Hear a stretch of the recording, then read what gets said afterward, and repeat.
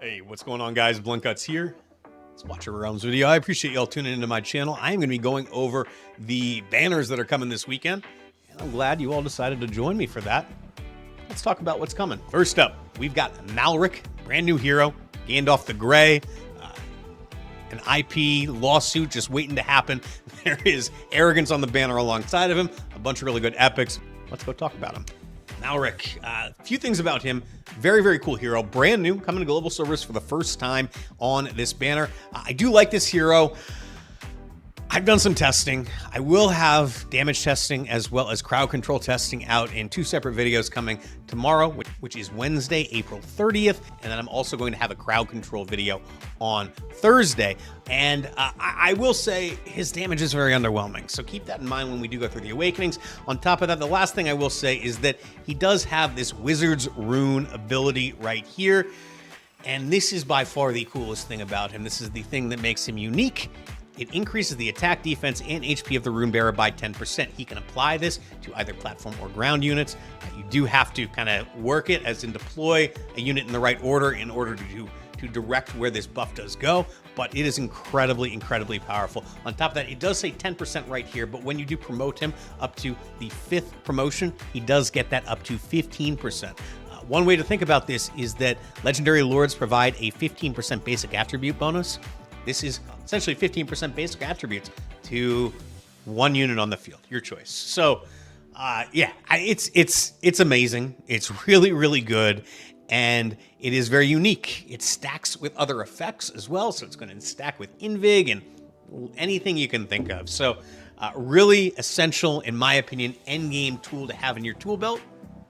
I think you want him at A0 at the very least. Let's go talk about the Awakenings now, see if any of those are worth getting. One other thing I should mention about this hero is that, kind of similar to Ingrid, he does have two different forms, a single target and a AoE form. Now, you can't switch between the forms once he is deployed, but you can manipulate which form he is deployed in based on who does get that Wizard's Rune. So, kind of an interesting concept. Also kind of like Ingrid, every 5th attack for both forms, he does a special attack. So, very similar in that way. This A1 is going to enhance both his single target, which is his fire form, as well as his AoE form, which is his frost form. So, Elemental Covenant is enhanced. Fire Blast deals 60% extra increased damage and inflicts vulnerability magic damage. It's going to be a 10% vulnerability magic damage. It should have very, very high uptime, though. And if you do have somebody else that does bring a higher level of that debuff, it will overwrite this one. So, no worry about, buffs canceling each other out or anything like that. This increase to the Fire Blast damage, that is his special attack, a la, say, like Ingrid's Beam, or the extra multi-hits when she is in her stellar form, is about a 15% increase to the damage from that skill. So, very, very cool. Ice Storm inflicts freeze on enemies. This is when he is in his AoE form, reduces the damage interval by 0.3 seconds, and increases the chance to inflict Winter's Bite to 70%. That's right, he is a Winter's Bite hero, meaning that he is going to have great synergy with units like Anora, with Ymiret, with Lynx. I think Fenris, does Fenris do Winter's Bite? I can't remember. Either way, anyone that does apply Winter's Bite, it's typically a chance to apply it. So the more units that do apply it that you can group together, the more effective it is going to be. It is both a stacking slow as well as a freeze. Really, really cool.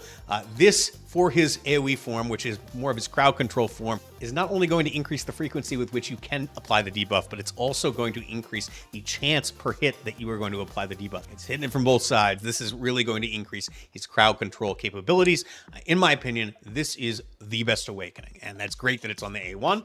The A2 is plus 300 attack. It is nice against base attack, so it's going to be multiplied by your attack bonus stats. The A3 increases speed boost gain from attack speed by 20%. This is nice. It's not really going to increase his damage all that much, based on what I've seen anyway, but at the same time, it is going to increase the frequency with which he could potentially apply those CC effects. So from that perspective, this is a solid Awakening.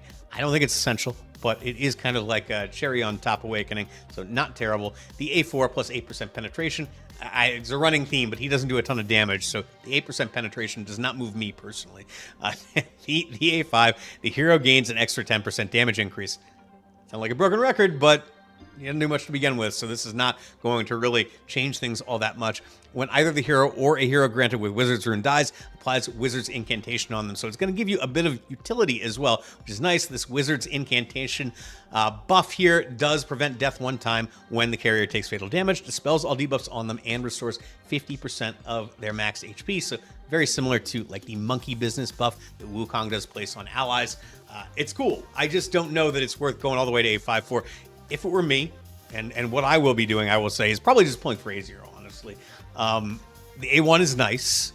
I think if you have Anora and Ymiret, you can make the argument for the A1 if you do want to use them in, say, like GVG as a CC unit in an Esotericist comp, something like that. He's not going to be a major contributor as a damage dealer, but he will be a very solid fill-in for like a CC champion like a Mari or a Theowin, but he's actually going to do some damage, whereas they will just do nothing pretty much. So I do think that the A1 is really strong. And if you are a whale or somebody who has a bunch of summons saved up and you're looking for something to pull on, this is a great one to shoot for. I don't think it's worth getting any of the other Awakenings on him right now. I think, over time, grab him. He's going to be a solid hero we all are going to want on our account for that Wizard's Rune ability. And I think there is some value in the Awakenings. I just think that they don't do enough to really make me feel like he's worth going all in for. I would try to get the A0 and then just move on with your day. That is the best advice I can give you. But again, this A1, the best one in my opinion. Let's go take a look at Arrogance's Awakenings. Arrogance, awesome hero. Do love him. But he's been power crept a little bit at this point. He's not really used as much in GVG. If you are a early, mid, even late game account, and you don't have Arrogance or you don't have all the Awakenings that you want on Arrogance, he's great. I'm not saying he's not. So don't get me wrong here.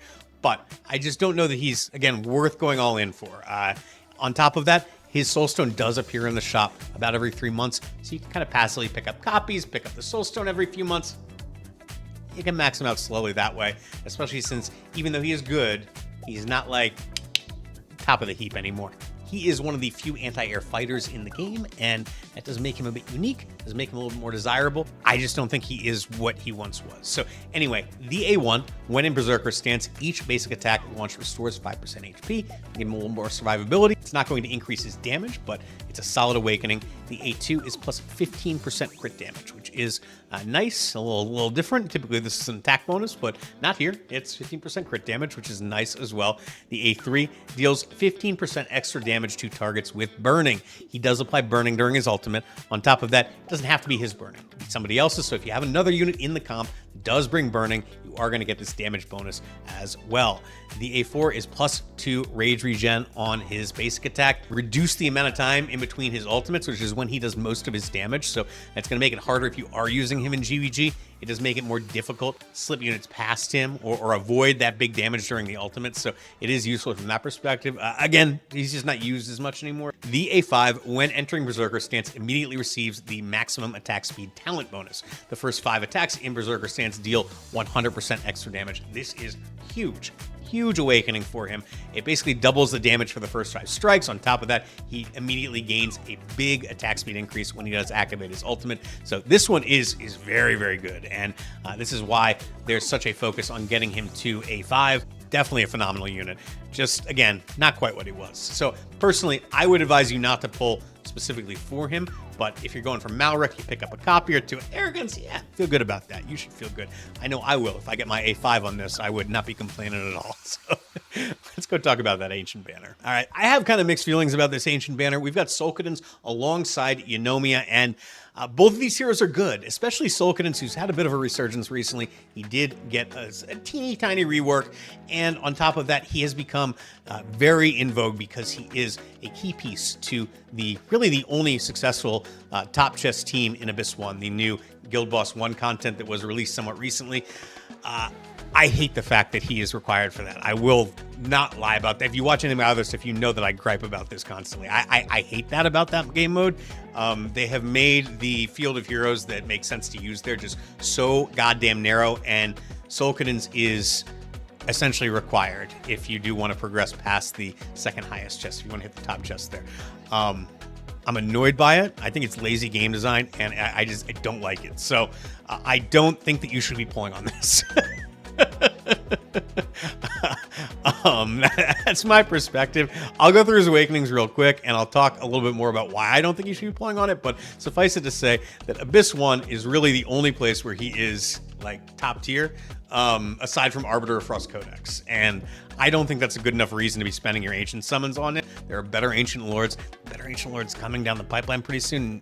Nastia is going to be quite good, I do believe. So I would save my summons for her. In fact, I will be saving my summons for her, but I would save your summons for her as well. So the A1, targets marked with the ultimate will be inflicted with vulnerability physical damage and vulnerability magic damage. It's nice. It's the exact same awakening that Twin Fiend does get on his A1. Essentially gives you 25% extra damage regardless of the damage type that you are doing. It's a short debuff, like 15 seconds or so, but for a unit that is based around burst windows, it's really good. It's really good, and it's going to help you do a lot of damage, especially in Abyss 1 to those shields. So that's why he is so good in Abyss 1. On top of that, I should also say that if you do want to push for that top chest, you need to have him at least A1. So you don't need just one copy, you need 2 copies of him, or 1 copy of him and a soul stone, which again, I would not use a soul stone on him. So in any case, the A2 plus 5% attack for him is also going to increase the damage that his faction team members do to elites and bosses by 5%. That's great. Infernals are primarily a boss killing faction, so that is really going to help them do what they do best. The A3, for every 1 burning on the targets, increases the hero's damage by 5% up to 35%. So up to 7 burnings will each increase his damage by 5%. It's really nice. It's a really good awakening. Most of the other units in the Infernals do put out burning as well, so it's easy to get a lot of these stacks going and increase his damage pretty substantially. Really good awakening for him. Definitely one that is going to help you out in Abyss 1. The A4 plus 8% crit. I don't love this, honestly, but it does give him more gearing flexibility. So if you wanted to use a piece that didn't have any crit rate on it, this is going to make that a little bit easier. But I would prefer penetration, honestly. I do feel like the crit rate thing kind of caps you a little bit. I would prefer more potential damage in my mind. And the A5, when the talent's damage increase effect maxes out, each basic attack launch extends the duration of all burning on the target for 1 second. So you're going to get super long burning durations, which is great. If you have the A3, which obviously you will if you get the A5, you're going to have much higher uptime on that damage bonus, which is really nice. On top of that, he increases the damage of burning, so this is a really great synergy here. I don't think he's bad, but I do think that when you stack him up against some of the other ancient exclusive lords in the game, he's mid-tier, you know, like there's only a couple places that he's really good at, and the one place that I do think is really compelling for him right now is Abyss 1. With that said, let's go talk about Eunomia. All right, Eunomia, great healer, the only pure healer in the Arbiter faction, although I guess you could also say that Constance is a healer, but I think of Constance more as a buffer than a healer. But Eunomia does some really cool things. She applies a attack speed increase buff to units in her attack range. It does become permanent after the second activation of her ultimate, which is really nice. So basically a free 100 attack speed to everybody in the group, which is wonderful. On top of that, she just does a crazy amount of healing, and she has some dispel components to her as well. So yeah, cool hero. Not essential anywhere really, except for I'd say the healer codex. She is really good there, but it's not really meta anyplace else. Very solid hero though, and somebody that I think everybody should want in their account long term. I just don't know that she's worth pulling specifically for, but let's go through the awakenings real quick so you get an idea of what they're going to bring to her kit. So the A1, during the effect of Holy Light Euphony, healing will bounce 1 more time. It already bounces twice. This is going to make it bounce 3 times. It also allows her, not this one, but the bounce allows the heals to go outside of her attack range, meaning that she is able to heal units that are much further away than what you might think, which is nice. Extra bounces means extra range essentially on her heals, or potential range anyway. So very cool. The A2 plus 8 healing effect. It's going to help her do what she does well, right? So nothing wrong with that. It's not game breaking by any means. The A3, this is a huge one. This is the biggest one that she does have. The bounced healing has a 10% chance to dispel all debuffs from allies. Yeah, that's massive. The A4 plus 1 rage regen auto. This is super meh. I'm just not moved by this awakening, but you got to get it to get to the A5, which is decent. After casting Holy Illumination, increases base healing by 50% for 10 seconds. So Holy Illumination does dispel all debuffs from 3 allies in range every 30 seconds. So it's like another cleanse component to her kit, which is nice. This is also going to give her basically 33% uptime on a 50% healing increase immediately after this does go out, which, you know, it's nice. It's going to help her, again, do what she does best. I don't think it's crazy good for an A5, but it's good. Healers are weird in this game. You know, I don't know how to quantify this. I think the usefulness of this kind of awakening is going to be very, very situational, right? I think in some place like the Healer Codex, yeah, that's going to be really good. But beyond that, I think it's going to be very, very situational. On top of that, it's very timing based, right? It's only for the 10 seconds after this 30-second auto skill goes off. So you can't control it. You can't choose to get that increase at a certain point. So, you know, I'm going to say good when it does line up right, but otherwise it's just not going to move me. The A3, in my opinion, for Eunomia is the place to stop. If you are interested in looking for a logical stopping point, I think that is the best awakening by far for this hero. And yeah, those are the banners this weekend, guys. My plan personally, I am going to be hitting at least one legendary on the Malrik banner, probably just one. Honestly, I don't have a ton of summons right now.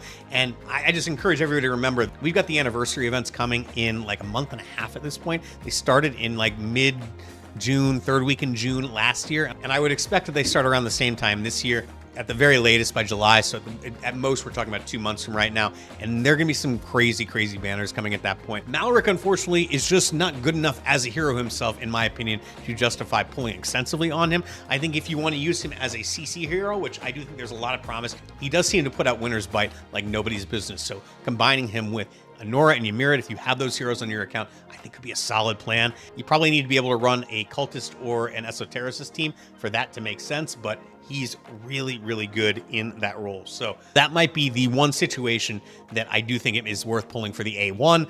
But the main thing is getting that Wizard's Rune ability on your account, which I think in 8 deployable content, so as in any time where you can't deploy all 10 units on your team, then he is going to be like a key cog to any difficult content in the game, because he is going to be able to give a single unit an extra Lord basic attributes bonus, basically 15% to attack, defense, and HP, which is amazing.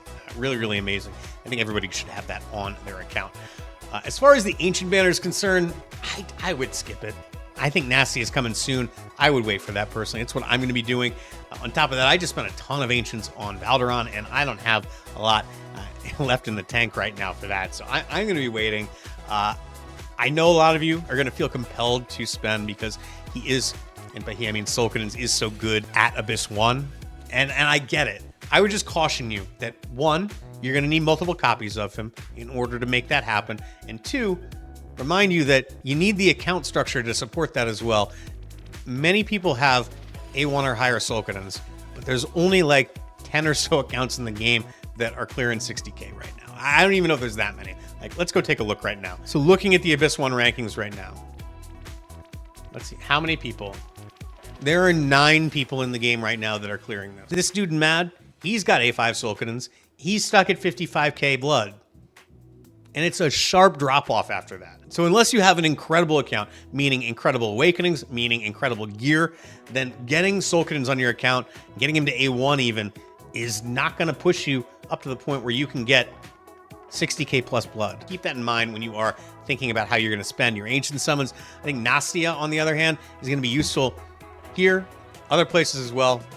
My perspective. In any case, y'all, I do appreciate you tuning in. Please do, before you go, click that thumbs up button. Subscribe to my channel if you do want to see more of my content in the future. Just remember that every time you don't click the thumbs up button, Eunomia dies a little bit on the inside. You don't want to do that to her, guys, right? Come on, have a heart. In any case, y'all, let me know what you plan to do on the banners this weekend. Sound off in the comments. I will catch you all next time.